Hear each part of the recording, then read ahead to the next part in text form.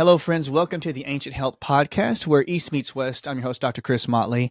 And today we have a guest that does everything through transparency, something that I'm super passionate about with products, with supplements, with protein.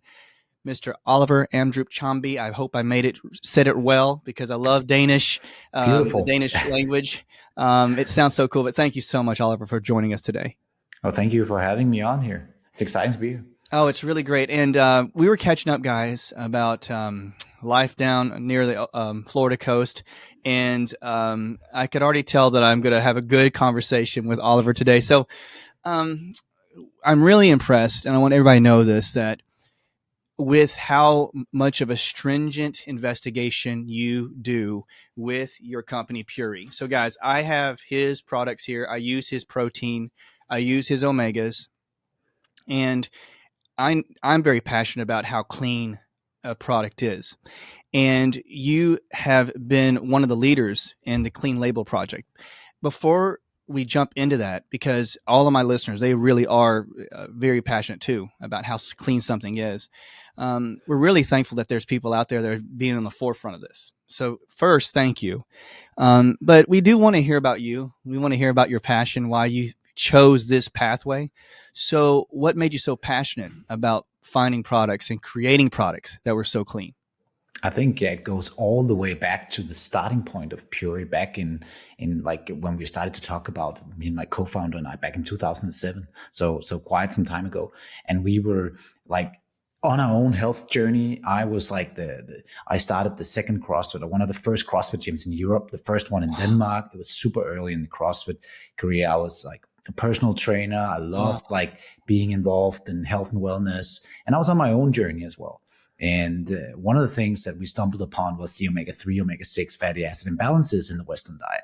Mm-hmm. And we were like, totally nerding out on, okay, what products should we take? We read Dr. Barry's series, the Omega RX Zone, was just excited about some of the things that we might be able to adjust by reducing intake of omega-6 from, whether it's vegetable oils or wherever it were coming from in our diet, meats and whatnot, and increasing the amount of omega-3 in our diet to just even out that imbalance.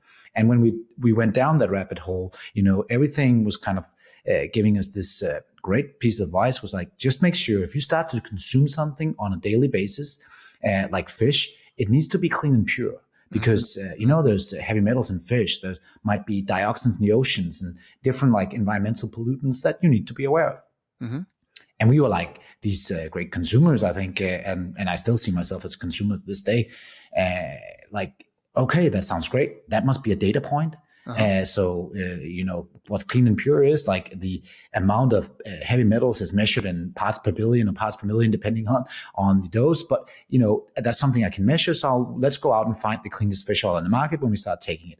And we start researching and reaching out to brands and products. And, we found it very, like demotivating, to say the least. That was almost impossible to get the data points. Most people, when you went to a store and asked for, can I get the parts per billion of mercury in your fish oil? And they were like, what? Like they were, most of them at the time were not even like aware maybe that it was like, that it could be an issue, so to speak. So we thought that's pretty interesting. In health and wellness in general, people tend to have like various routes to right outcome. There's, you can go down the diet hole of, vegetarian, you can go omnivore, carnivore. There's so many routes, and it's never one size fits all. I think that's pretty hard. Anyway, but when it comes to environmental toxins like heavy metals, nobody was saying, you need a little lead in your diet or mercury in your diet. Everybody was saying you needed to get to close to zero as possible. There's no safe levels of lead in your diet, right? So we thought, this is so interesting. Everybody says, when you eat fish, be aware of this. It's a data point. It's fairly simple, but nobody had the data point. So how are we as consumers able to navigate this? We felt there must be a brand out there that front and center on their homepage would like share this piece of information of like, this is a lab report, this is what we found, this is what we didn't found. And that's how Puori was born. And the passion for pure products was born.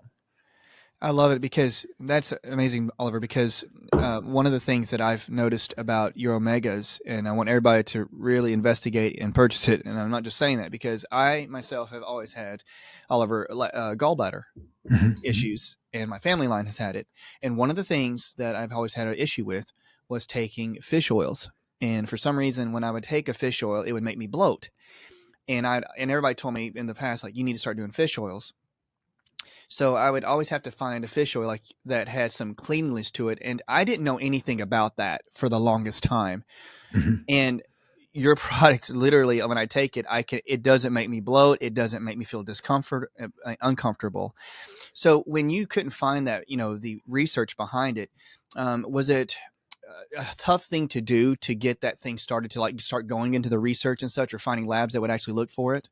I think we fairly quickly found at that time IFOS, like International Fish Oil Standards, which were doing some tests on products already. It was kind of the beginning, and we could find a few brands that were like testing here and there, but we couldn't find anybody who's like consistently testing every single batch of every single product.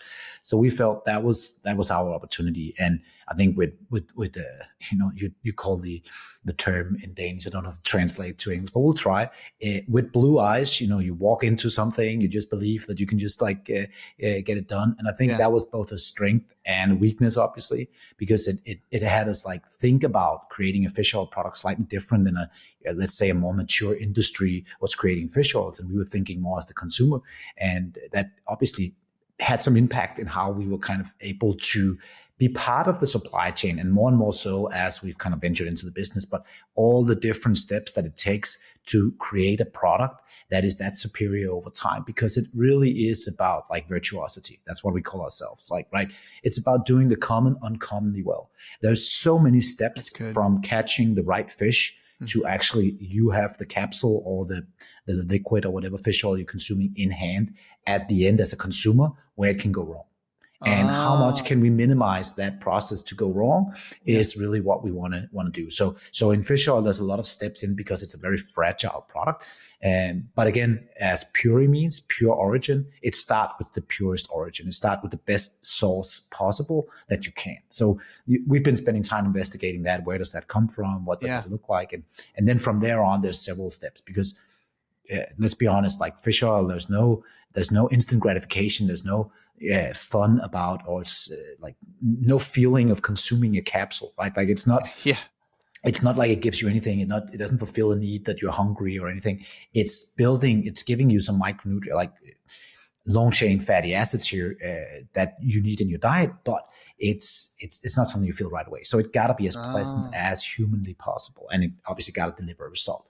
And and we can go down into that further down, but that's there's a lot of things that can go wrong, I think, from the end. And oxidation is a big part of it. And that might be the one that you're seeing as well. Yeah, that's a good point. And I hope I'm not trying to go rabbit trail to another point, but I do think that when you were looking at companies, because I think the people listening would be, when you're looking at a fish oil, because they would bring me one in the office here, they'll go, "Hey doc, I got this fish oil," and I do some muscle testing, I do some things, and I would be like, well, it doesn't really help your meridian system really well. Your products really do. And I'm just saying, and not bashing or trying to talk negatively about other companies, but is that what was happening back in the day, and even now? Like some of their standards were like they weren't really testing a lot. I think, and we still is to the day in age. Like I think there's still like an idea for many consumers that like a fish oil is fish oil. Like what can really be different? It's a fish oil, like an egg is an egg, and that depends really. If you ask the chicken that laid that egg, I think they had very different lives at some point, and what it ate, and the micronutrient profile of that potentially, if it came from, let's say, a very harsh conventional farm to like a pasture raised free range, and the same goes for a fish, right? So like there's something in that part as well. So I think if we just take fish oil as the example, then there's really three things you want to do in fish oil. One thing is it needs to have, coming back to that point from before, the active ingredient that deliver results. That's why you're taking fish oil. That's the EPA, DHA, the other omega-3 fatty acids. That is what you're really, at the end of the day, consuming. So it needs to have that. And, in our capsules, it's a fairly high concentrated dose. So you get 80% of the oil in there is actually omega-3 fatty acids, which mean that from 3 capsules, you get 2,000 milligrams, which is a pretty big dose. So you can, if you take another brand, you would have to actually convert sometimes for yourself to figure out, maybe they suggest 1 capsule, but the capsule is 1,000 milligrams in the capsule and it has 60% fish oil. So you're actually only getting 600 milligrams of long-chain fatty acids versus 2,000 milligrams in 3 capsules. So it depends a little bit on that. So that's one thing you got to navigate. But that's phase 1. active ingredient.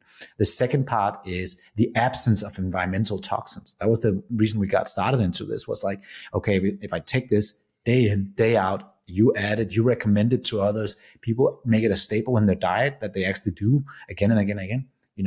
Like, please, let's get as close to zero as we can on the big heavy metals, the dioxins, the furans, or the other things we tend to find in fish. So that's the purity level of it, making sure that it is. And then the final, and that's where fish oil compared to maybe some other products in supplement space is a little harder.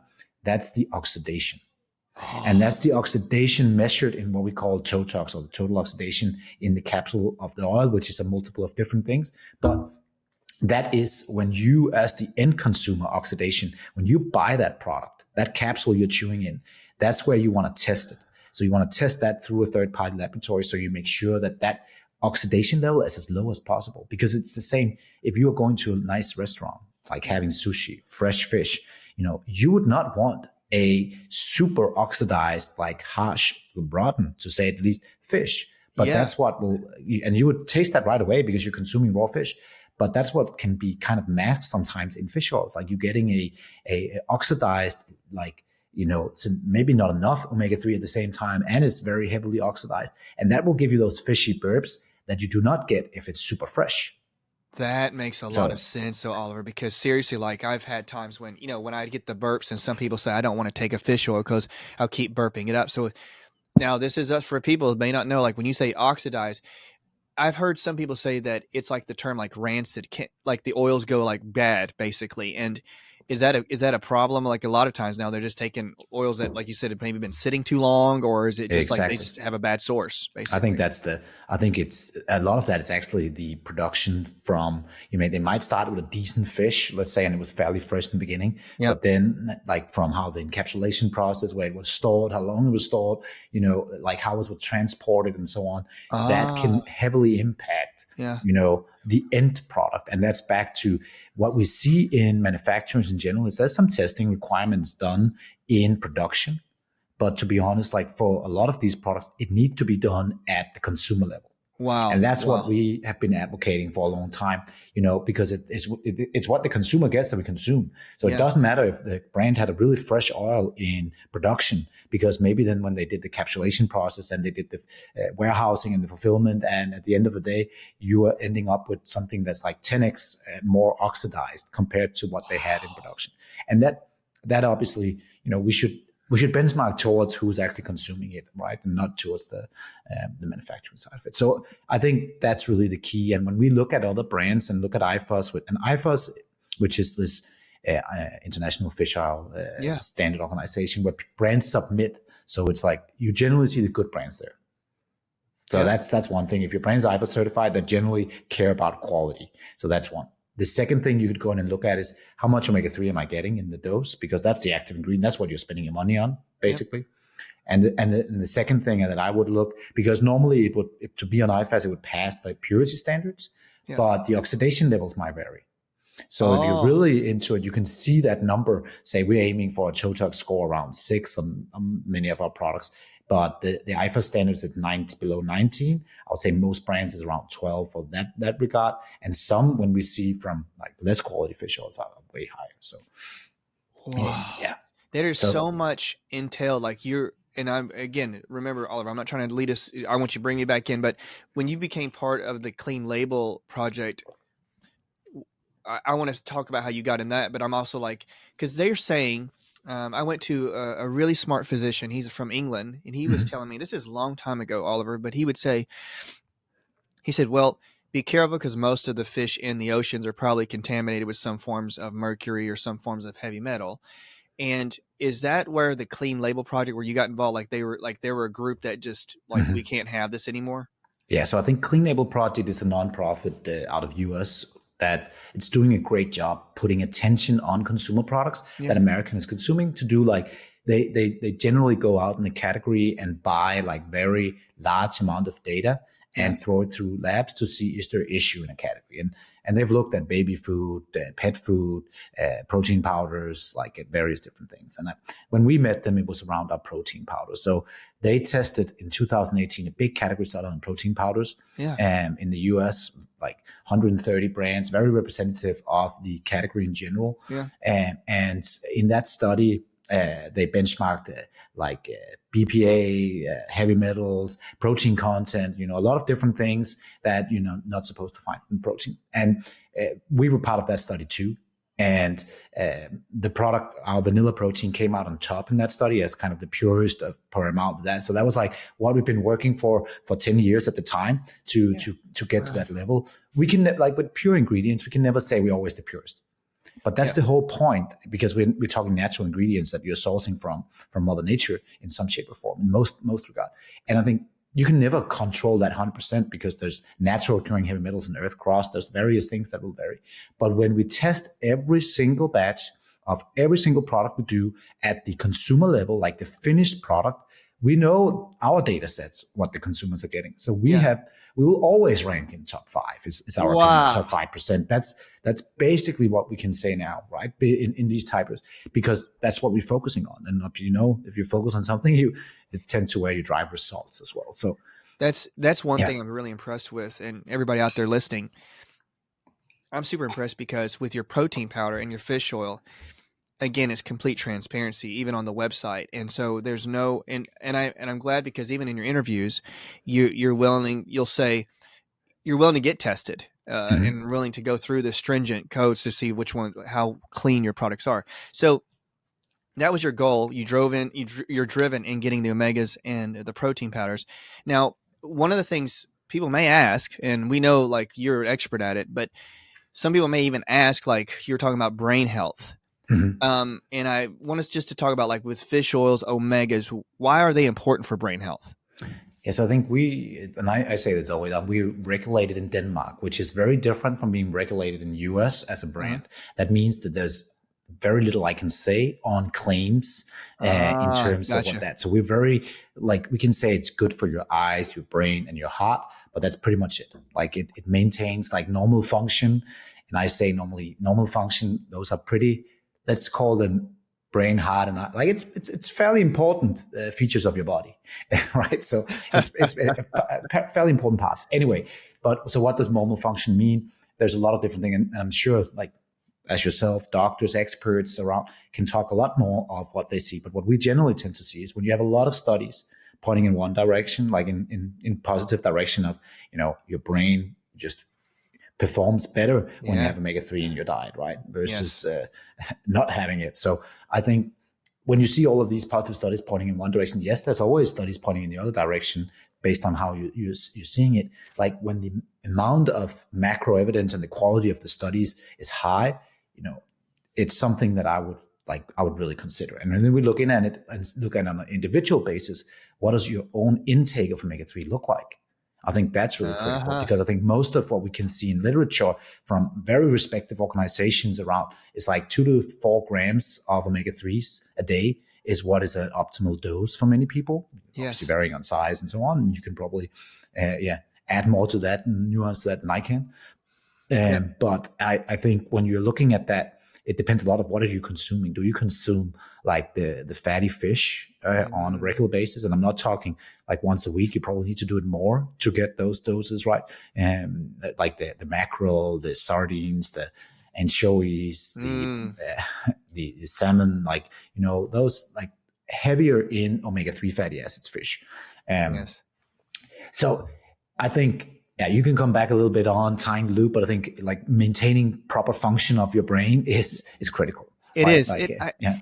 I think one of the things I'm most impressed with was I've had patients here and they've started omegas, and you'll find that like again, we got to be careful with claims, but I've had people that had their cognition, their brain fog has reduced literally. And I've had patients with their parents in assisted livings and in memory care started giving them omegas, and their memory's starting to get tons better. They're like, why? It's like, because we're in a culture, I guess, where our cholesterols are getting eaten away and getting annihilated.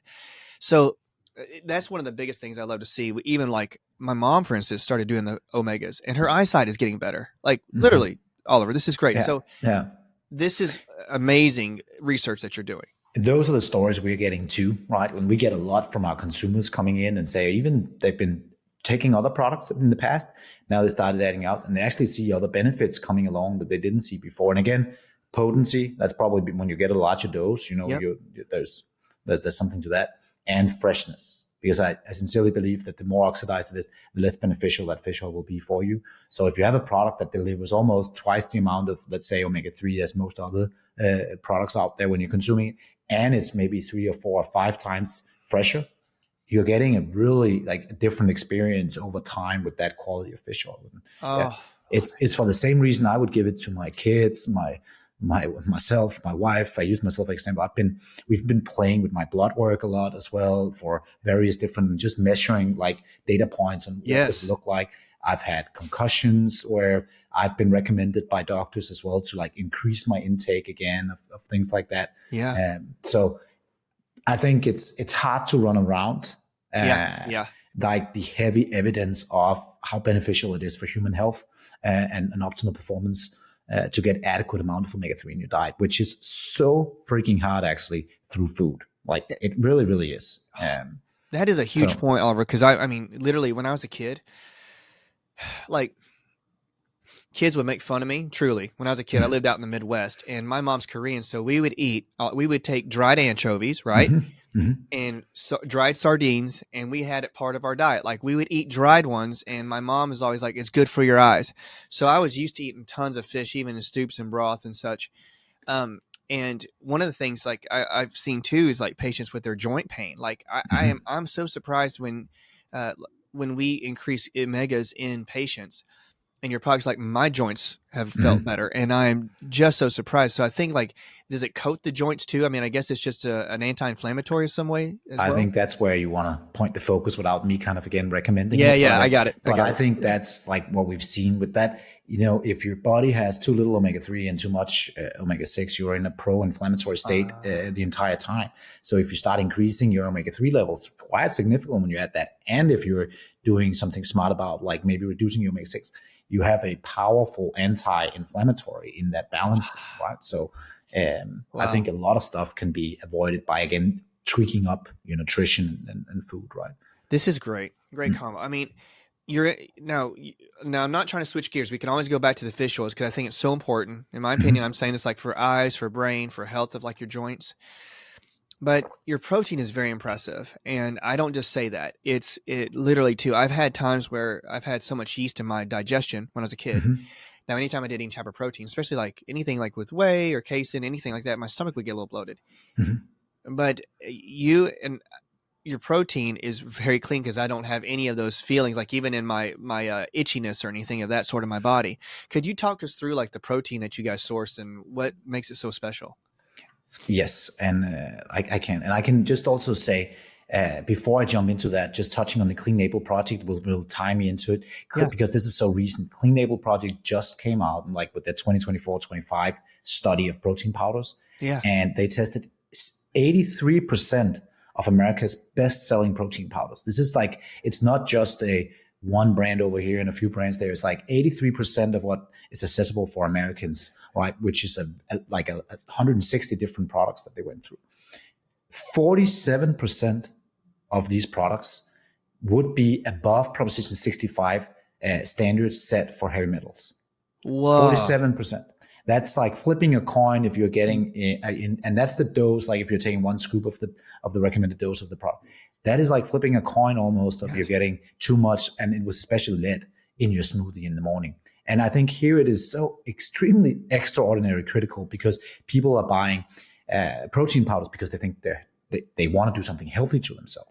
Yes. You know, most people are not doing it like, it's not like buying it, let's say going down to McDonald's and buy a Big Mac. You might know it's not the best for you, but you have other joys out of it or whatever you're getting out of it. Anyway, but I think when you're buying a protein powder, even if you go to like an expensive store and buy something expensive and organic, even plant-based, you would see even higher like numbers of brands that goes above Proposition 65 thresholds for things like lead. And I think that is crazy. And again, that's where like our whole dream and purpose and the clean label project, they want to put attention on it. Our goal is to see if we can help the industry by showing this is how we're doing it. Hopefully others can follow, so you can benchmark against each other based on data. So that's one side. Again, that's the purity side of the protein. And again, protein you're taking 20, 15 to let's say 30, 40 grams a day. Like it's quite a lot. So if your powder is slightly polluted, you're actually inflicting yourself with quite a lot of powder, right? Versus, let's say, a capsule might be less because it's just a smaller dose you're getting. So dose makes the poison. We know there's heavy metals out there, but I think when we're doing something that's supposedly good for you, we should get as close to zero as we can. So that's really amazing, because one of the things I love reading about your processes was that even cows can get grains or get their feed or get something that actually can be sprayed with pesticides and heavy metals. Mm-hmm. And they found that it could transfer into some of the products of the cow. And that's why I really am thankful for the Clean Label Project. And honestly, Oliver, I would say this, like when I saw this, I knew that there were certain agencies out there, but when the more I read into this, I was really, really glad, because I would say, I don't know how it is in Europe because I don't live there. I mean, I'm not from there. So, but here, like I feel like they're more stringent in many ways in Europe about certain things too. And then is the Clean Label Project making its way like to the US, or is it a global like nonprofit? It's definitely global. So it's growing. I think they're seeing the need. We see the need for Clean Label Project in like one of the most regulated countries like Denmark and so on. We definitely see the need because there's things in general, food and food supplement industry are focused on what makes you instantly sick. Like the E. coli, like these different type of bacteria that you will feel right away, but they rarely focus on the stuff that we, despite knowing it will make us sick over time. But how can you trace back if you're now I'm saying daily protein smoothie for 5 years had too much lead in, and that was the cause of a disease later on? It's impossible to make that trace, right? So I think we need this for consumers, especially when we go into a category that's so big and massive. We're talking in US, it's probably a $10 billion category, and we're having half of the category is above Proposition 65.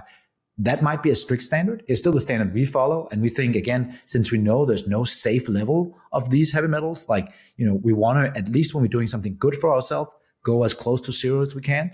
I think that's where we need to do something. And I think what Clean Label Project has done also in baby food, we are now seeing regulations in baby food coming in through the AB 899 that brands must have a third-party validated lab report on heavy metals in baby food, because they had similar findings when they did baby food category studies, right? So generally, but I'm still in a positive mindset here, because generally when we find out, we can do something about it. Exactly. I sincerely believe that brands are not in it because they're like willingly knowing that has not a lot of heavy metals in them and they're like, doing bad. I sincerely believe we don't know because it's not something we're supposed to test for.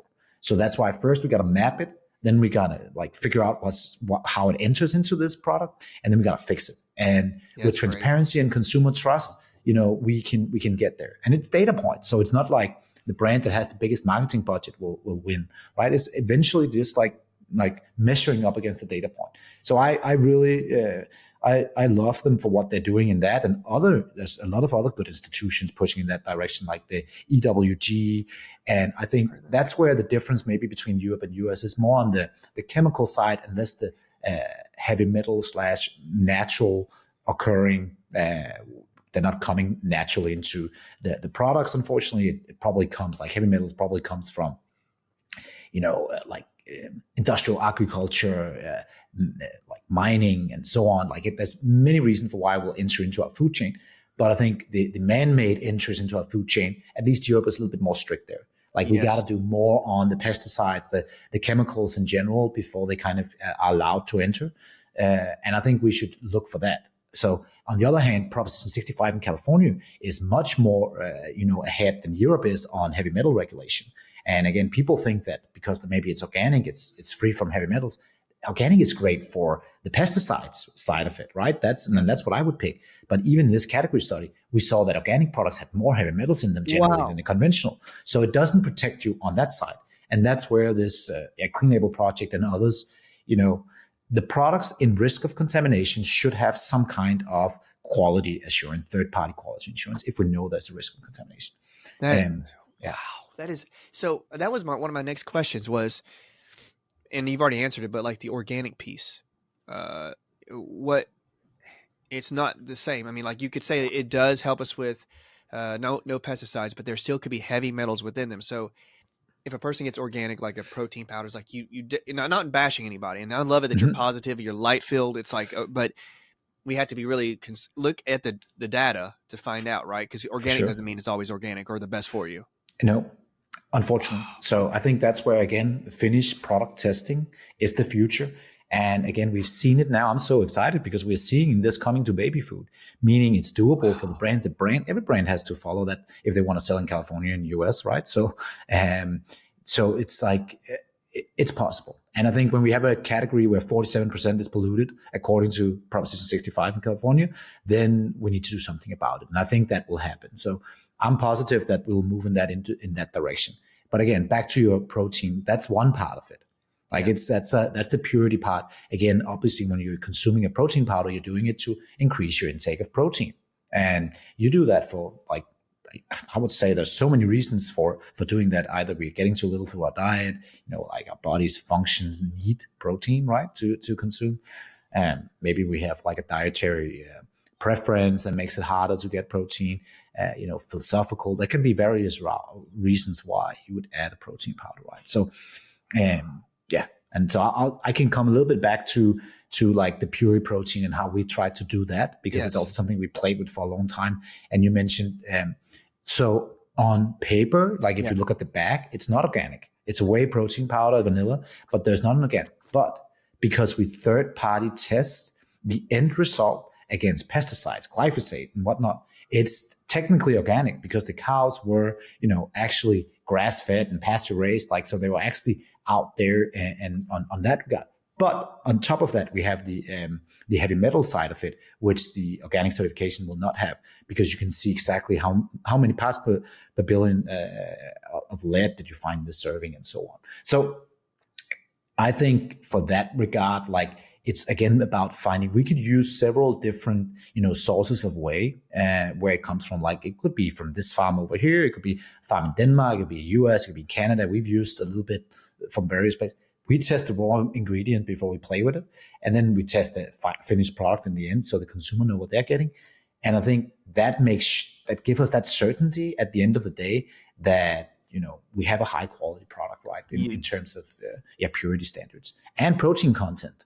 Which is another key piece, right? You want protein when you're consuming protein powder. Truly. Because you have I love that your term, I love whoever wrote your description, is like literal ingredients, no funky ingredients. And that I love that terminology, because like there's so many times when you look at a protein powder and then patients will say, hey, I got this protein, but it's got all these other things. And I'm like, I think sometimes people could have adverse reactions to extra stuff or even binders and such, right? Like different things. Sure. And I think, again, there's, without knowing what they are, but the dose make the poison is a big part of it. But I think we've actually decided, so this is something like we've decided to use organic coconut sugar.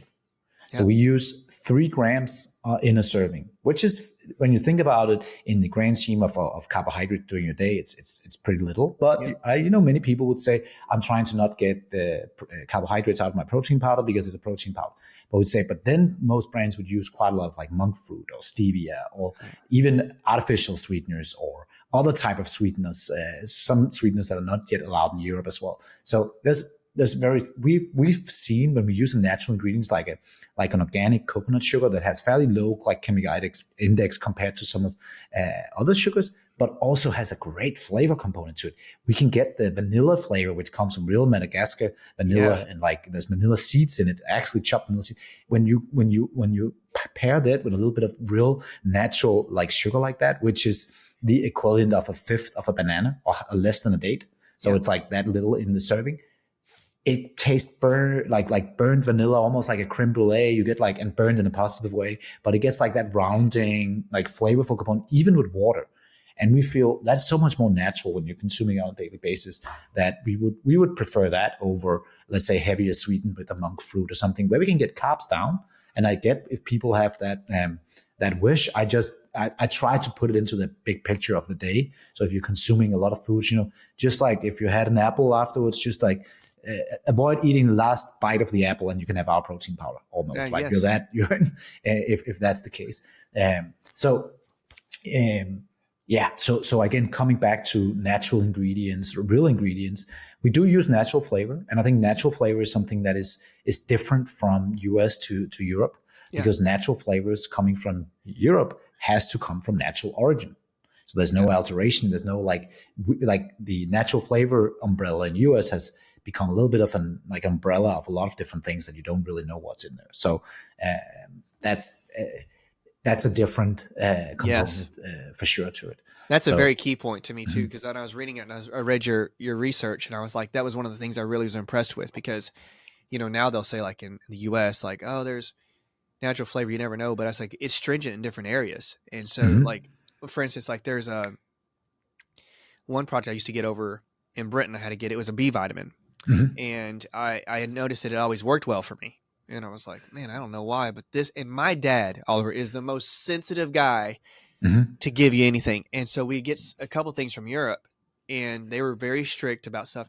And he would come to me and say, do you feel pretty good on that B? I was like, yeah. And he goes, I had to say, I feel really good. More than any, I said, they have to have different, regulations, which I'm so thankful for. So now the products, like the one I'm going to touch base about the taste. The taste is amazing too. So that sometimes, like for me, like I'm running in the day, and I know I'm not saying we skip meals, but I mean, even if I get 20 grams or 40 grams, I mean, like to me, I get in a big smoothie, like in the middle of my day. I mean, I have a little like shake thing, and I just put in there, put a little of my plant milk in there, and I go or you put water, I just go, and it tastes great. So I'm just saying, whoever was your taste tester or was really good. And again, it comes back to that, like pure, good, high quality start ingredients. You can actually make it taste really good with like vanilla and so on. So it's, but I agree that there's people on our team that have done a great job on that side.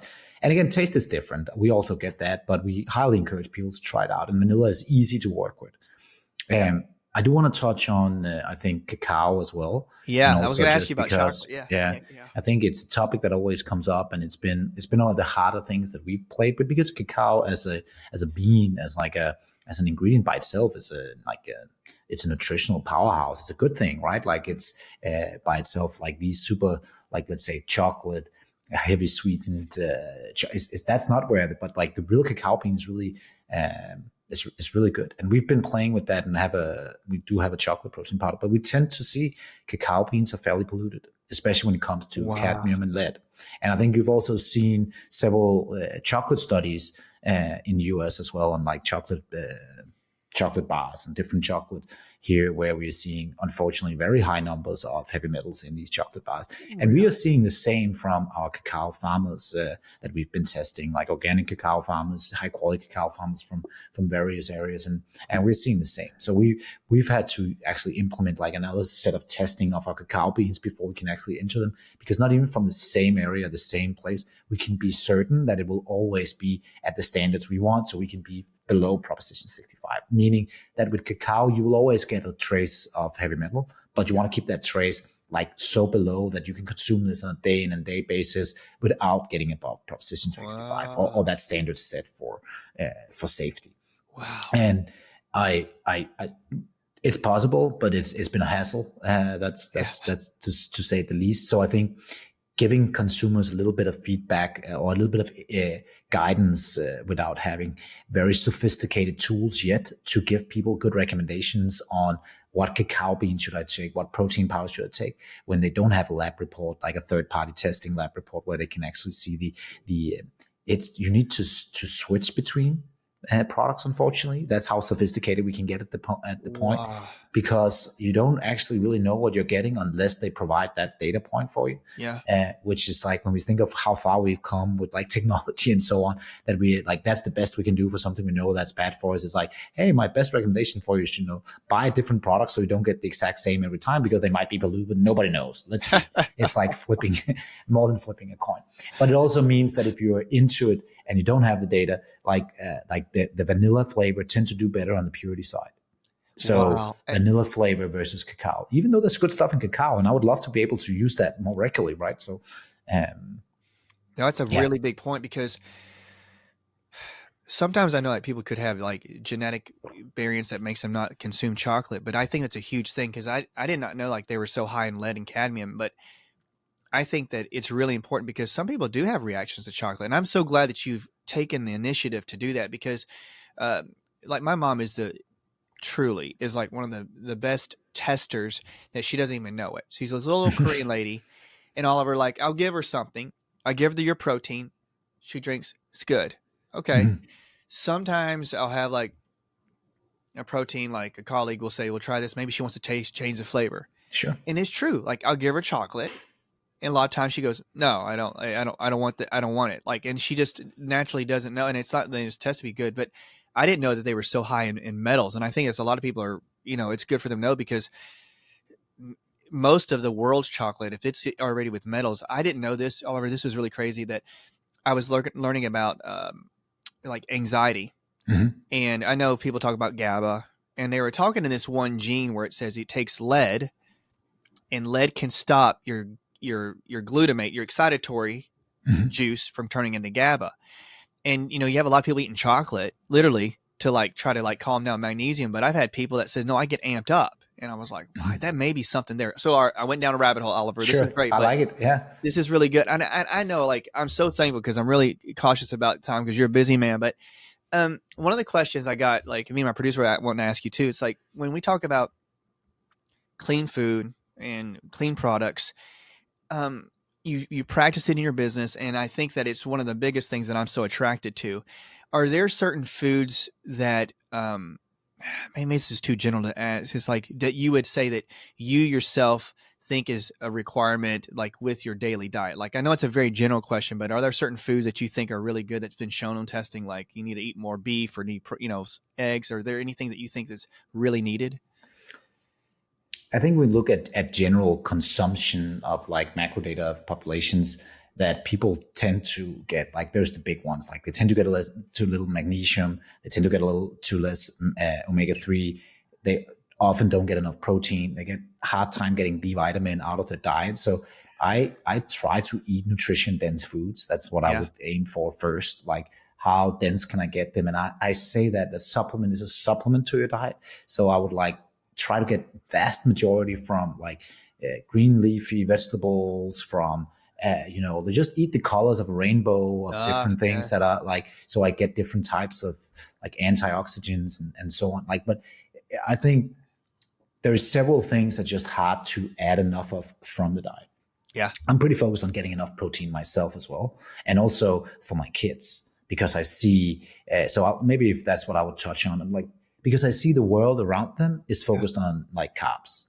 Everything that's about kids growing up now, and every event that they go to, every like dinner out, like it's carb feeding basically. Yes. Whether it's necessarily, it can be good, better quality carbs, like higher nutrition density carbs, but most of the time also really poor quality carbs with lots of sugars and wheat based and so on, like from which is tough on gut microbiome over the long run, right? So the kids in general, I'd say, and for myself, I try to get enough protein at breakfast and dinner. Oh yeah. And I do the same with the kids because that's where we can control it. So it would require a fairly heavy breakfast. And if they want, let's say they want oats like other kids, and they do want that too, Yeah. I would mix up the oats with protein powder. I would mix eggs in an oatmeal so that it had more protein and nutrient again from the egg. I would mix it in so it's there. So I still get like a protein rich breakfast and a protein rich dinner. Those are the two. Then everything in between, when they're getting snacks, when they're getting stuff, even if it's good stuff like fruit and that thing, like it's carbs, all of it, right? Yeah. And no grandparents take your kids out for steak and eggs in the morning, right? They take them out for pancakes or something like that. If that's the case, you just know the culture is not like come to a birthday party and you eat.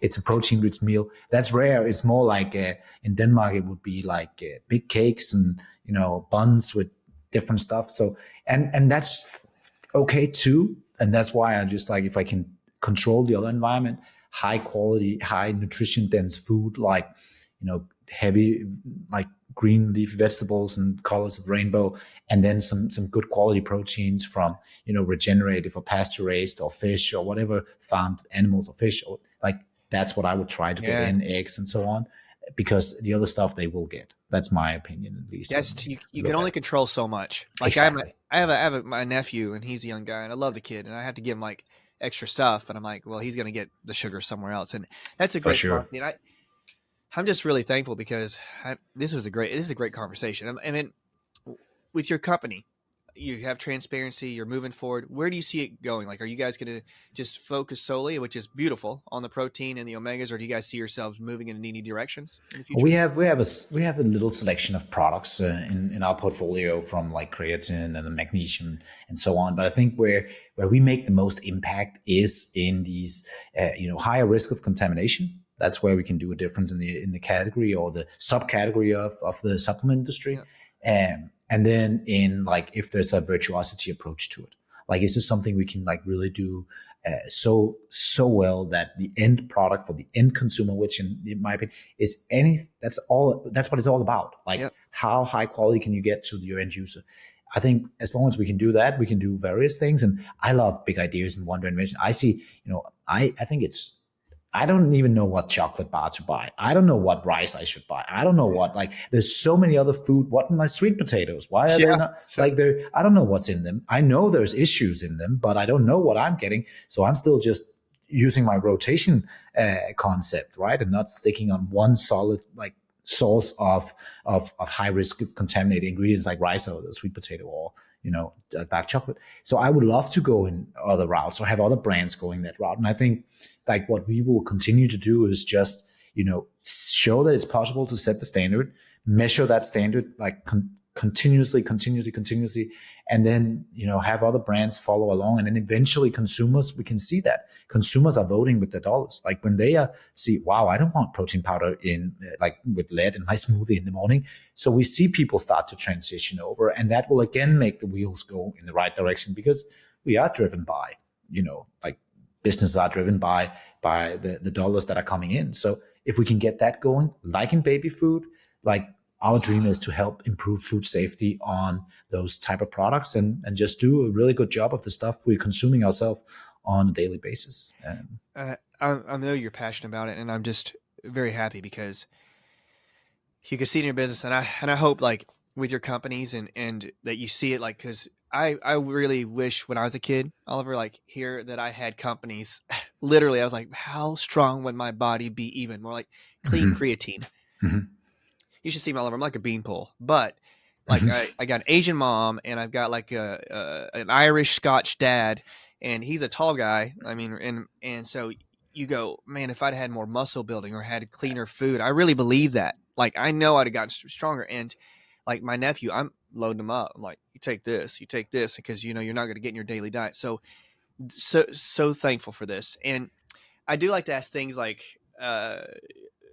as a friend, I always say, what is your like, one of your habits, like another health practice that you like? So we know food's passionate. You're passionate about food, cleanliness. Is there a particular health practice or practice that you say, I would just tell people like, try this out because I've been doing it and it really helps me out like daily?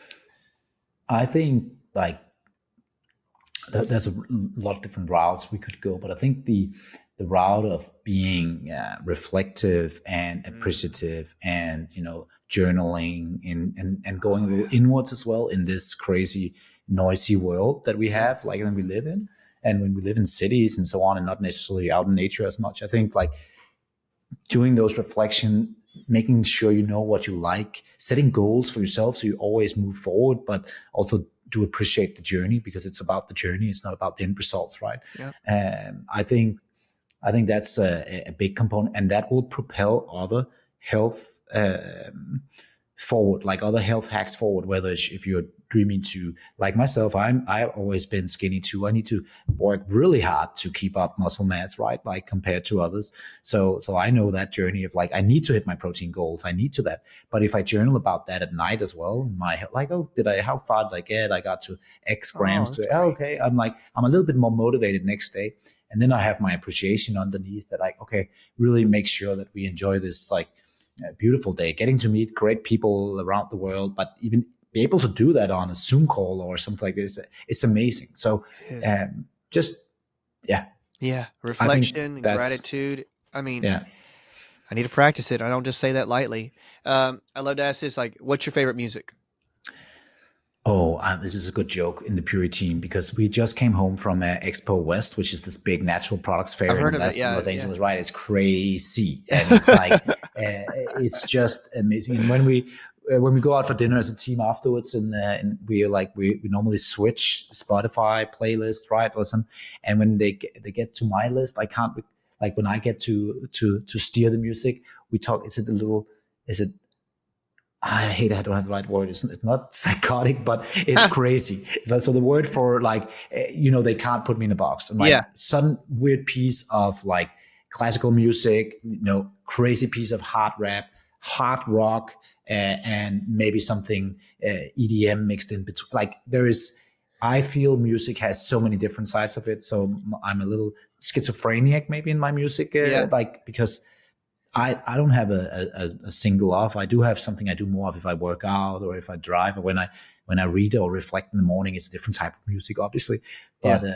but I love throwing it out like because music can do so many different things too, right? Definitely. It can get you going like crazy, or it can make you like sit and enjoy and reflect, right? So I don't know what to live without. That was a really bad answer. I know that. I'm sorry about No, that. I get it. Like that's what people know is like Yeah. people out there are going to say like this. I'll be like, that's me too. I just Yeah. like they'll like people can literally go.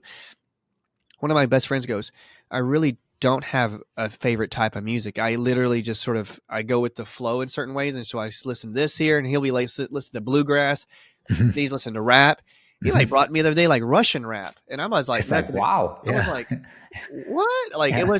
it was pretty hardcore. I was like, well, okay, you can listen to that, but I just think I love people see the personality behind the voice too when they're listening. So For sure. And I think again, it's also what about like it's a lot of the my music is also reflected in history. Like if I had some good memories around something, like I remember like touring around CrossFit in the early days of that CrossFit community and traveling to different gyms, and they were playing crazy hardcore heavy metal music, and if I listen to that again, you get a little bit of that vibe. Or if you go back to your mom's playlist from when you were younger, you get a little bit of that vibe. So you yeah, like the powerful of like of your brain's memory of these musics are just also like incredible. So oh, yeah, you're right.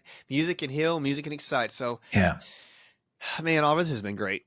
Really, truly. Like, Now, where can people find you? Like, Puori. Like, where's your social media and your yeah, website? so Puori, go to Puori.com, Puori.com. So Puori is a contraction of pure origin, which Oh is yeah, so where it come from. And it's also a fairly simple domain when you can spell it. It takes a few times the first time because it sounds a little weird Nordic language or something like that, which we kind of like too, because that's where it originated. Though we do, we're Danish and a US company. So we're like, we're all over the place. But go to Puori.com and our social media account is called Puori Life.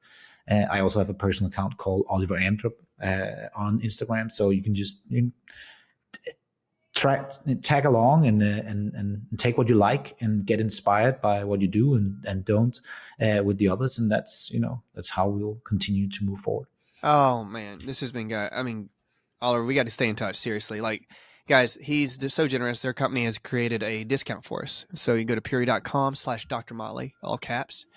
You spell out not just DRMOTLEY, 20% off. And I just want to tell you guys, truly, please give it a try. I'm not just being, I'm not going to recommend anything that I don't try. So, and I use, and I'm just like, I'm telling you, like my little mom is like one of the best testers as well. And I just, when she likes it, I know my body will like it. And that's why like, it's been really, really good seeing something so clean. So, and guys, everybody out there, sorry, I got a little nasally, but I've been doing I know it sounds crazy, but I'm doing a bladder cleanse in Chinese medicine. And the bladder meridian starts right here in the middle of the eye, right here on the canthus. So I started doing lasering and doing some extra, cleansing of my kidneys and stuff. And I'm telling you, it gets this area like any infection that's coming up right here, it's going to start flowing, man. And I was like, the other day I was like flying and I was like, well, I did start that cleanse. And I was like, well, here comes the cleanse right now. So, but everybody out there, please follow Oliver. Oliver, thank you for taking your time to come talk with us, man. I really do appreciate it. And hopefully Thank I get you. to see you and give you a hug when we're at one of these expos. Okay. So We should. And I just so that you know as well, you've given us a lot of tips on things we could do with our kids' health as well from some of the previous podcast episodes as well. So we are excited about that in our family as well. And I think there's a lot of cool stuff we need to implement at our team too. So yeah, it's good learning. It's been shared around a few episodes in our team just with some of these hacks we can do for kids' health. So keep doing what you're doing. And I love the mix of ancient knowledge and new medicine. Right. So thank you so much, my friend. Okay, Eric, thank you so much, and everybody follow Oliver. From all of us here at the Ancient Health Podcast, remember, if you like this episode, please comment, send it to somebody who needs clean omegas, clean protein, that needs clean products. And guys, just subscribe, and we really appreciate everybody out there. So until next time, take it easy, everybody. Thanks, Oliver.